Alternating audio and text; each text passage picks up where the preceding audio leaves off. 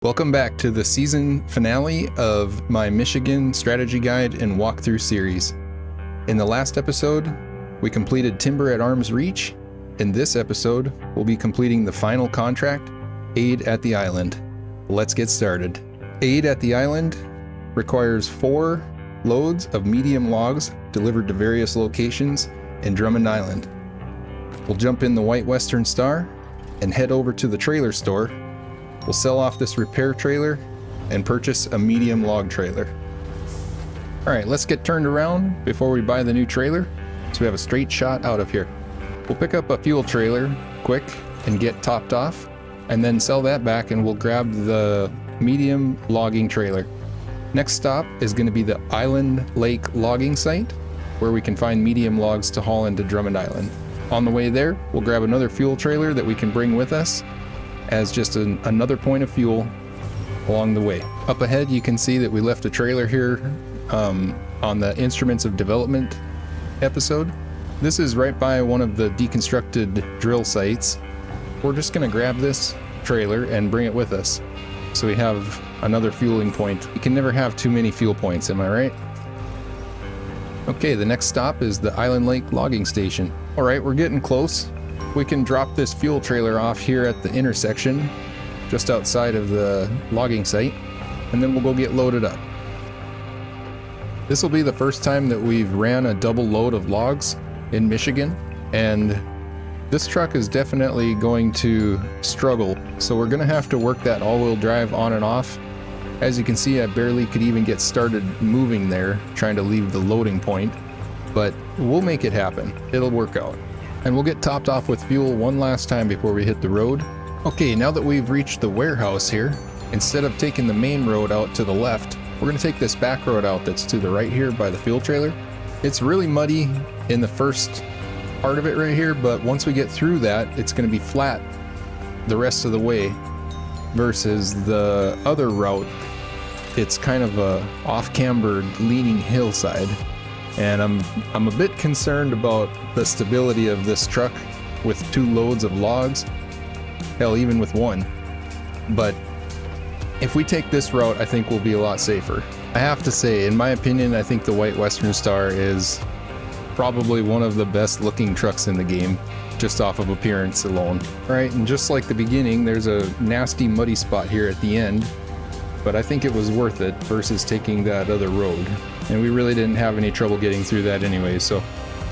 Okay, now we just need to head out of here and take the last stretch of road over to the gateway. And we made it without any catastrophes. Now that we're in Drummond Island, the first location we're going to is the farm, where we can drop off both of these loads at the same time. And we've completely stalled out here, we can't even get moving, so we're gonna have to use a winch to pull us up this little incline.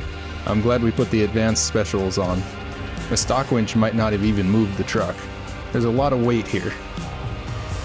Now typically I'd be going left and across the river as a shortcut, but I'm not going to risk it with this load, so we'll take the long way around through the gas station. And as always, we'll stay to the left here to avoid tipping over getting on the road. We've had troubles with this spot with almost all of our trucks that have been heavy hauling.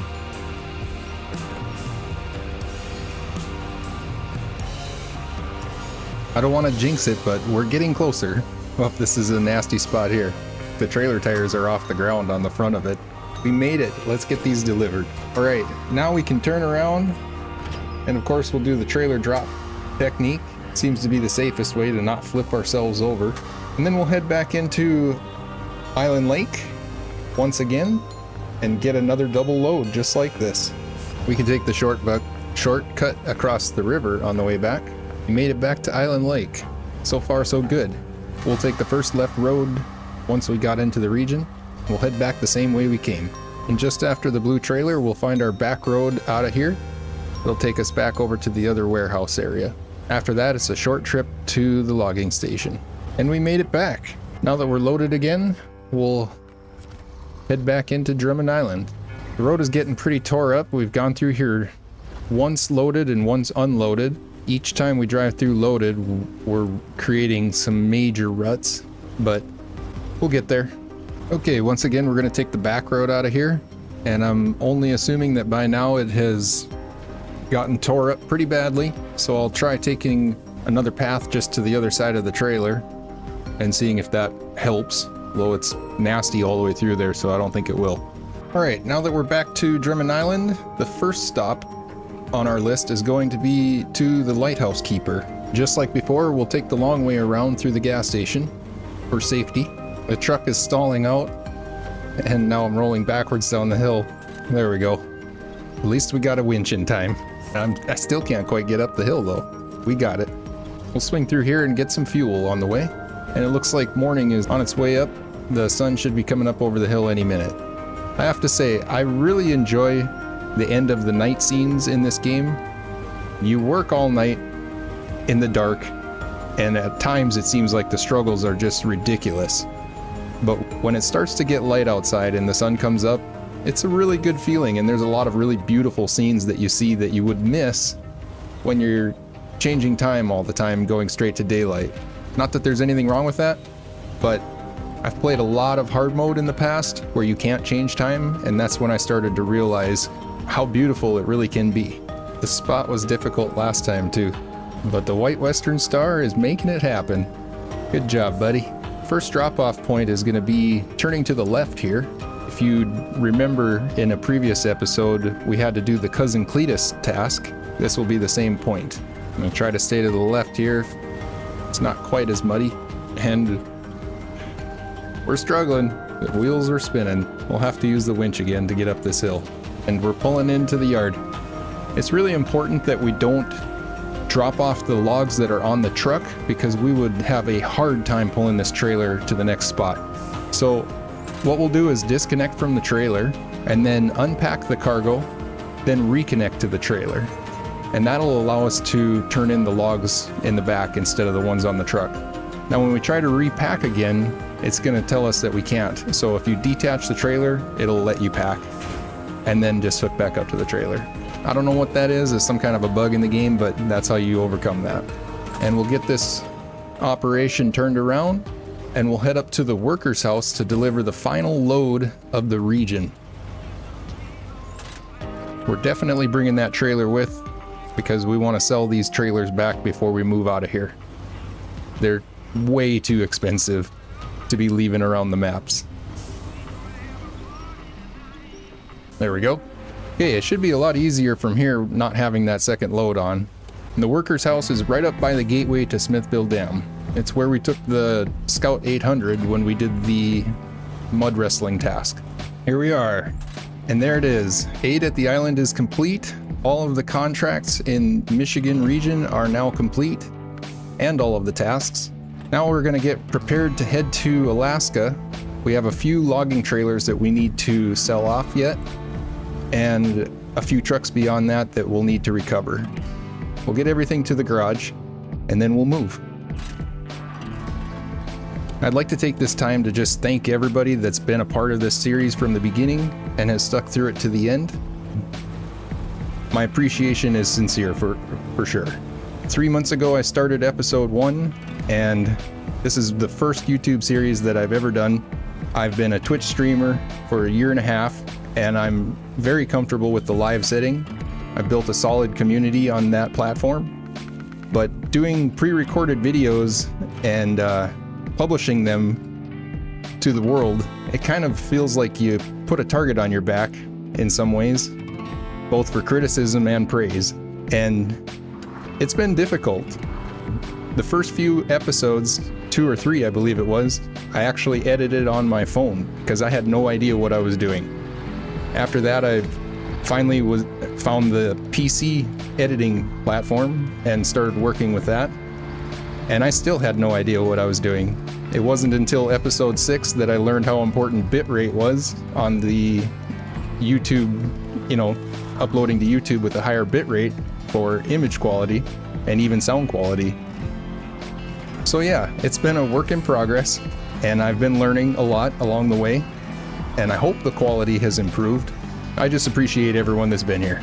I've definitely had to learn how to fix mistakes that I've made along the way, and I've had to learn how to accept mistakes that I couldn't fix and just live with them. I've had to learn how to deal with negative comments and, you know, let it run off my back.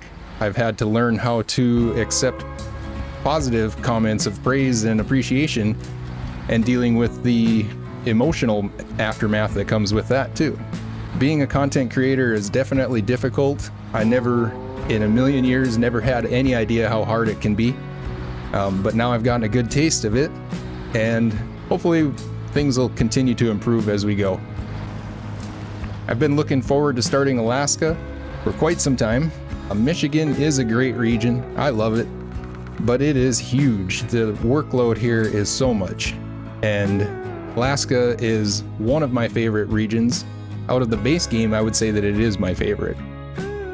And then with the DLC, I really enjoy Kola Peninsula. I'm looking forward to getting to that place, but you know, it's gonna be a while before we get there. So I'm just trying to pace myself and accept that it's a long road ahead, and I'm looking forward to it.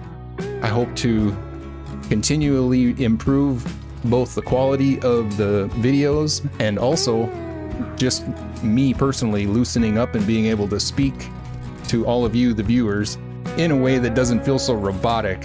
When I live stream on Twitch, it's a lot different. I have a live community that's engaged in interacting with me in the moment. It's a lot different than sitting here talking to nobody and trying to make it feel like I'm talking to the viewers. So hopefully that improves also. But I appreciate everybody that has been here. I haven't asked anyone to subscribe to the channel, and I started this series with 35 subscribers. I think today we're sitting at 206 in the last 3 months. So that's been a huge encouragement to me, just to show me that people are actually interested in this and do find some value in it. We're on the road to 1,000 subscribers, I guess, and I'm hoping that we'll see that happen soon. I'm not in any rush by any means. This isn't my job. This is definitely my hobby. I have a day job and a family to support, and that always will come first. But I really do enjoy doing this. I have a creative side to me that finds a lot of ways to express myself and, you know, kind of itch that creative urge, I guess I would say, by making these videos. So I want to continue to do it. I've also been a huge fan of SnowRunner for the past 2 years, and I have a lot of game time involved in this game. It's the only game I play. I have a lot of time playing hard mode, and for a long time that's all I would play is hard mode. I didn't even see any value in playing the regular normal way. But as time went on, I started to have a craving to play more recreationally again versus trying to prove to myself that I could accomplish certain things or do things on my own. And playing with other people, I definitely find a lot of enjoyment just playing the normal mode. But if you're somebody that is just starting out, take your time, get the experience that you need, and then don't be afraid to start a hard mode save and just experience it. And if you fail in the first 2 days or whatever, it's no big deal. Just start over again. Every time you do, you'll get more experience in the game and you'll enjoy it more. All right, we're almost back to the trailer store, and we can sell off these 2 trailers and get the last couple of trucks recovered, and then we're going to head to Alaska. We got a little bit wild going down this hill. Almost lost, well, we did lose the back trailer. I was worried that it was gonna flip us over too in the process, so I just let it go. $14,100 for one of those rear log carriers. It definitely pays to turn those back in. I usually try to leave Michigan with at least or right around $200,000 when I'm playing hard mode to head into Alaska. I don't believe that we're going to have that this time around. We're at 172,400 right now, but that's because we've upgraded all of our trucks in our fleet, and we're just going to search the rest of the maps here. Looks like we've recovered everything except for one last truck, which is the Western Star Twin Steer. It's sitting at the port in Drummond Island. Let's get this one turned in, and we'll retain this, and for the first time open our global map and move to Northport, Alaska. Let's go. Once again, thanks everyone for watching. We'll see you on the next one, when we start Northport, and I guess here we go.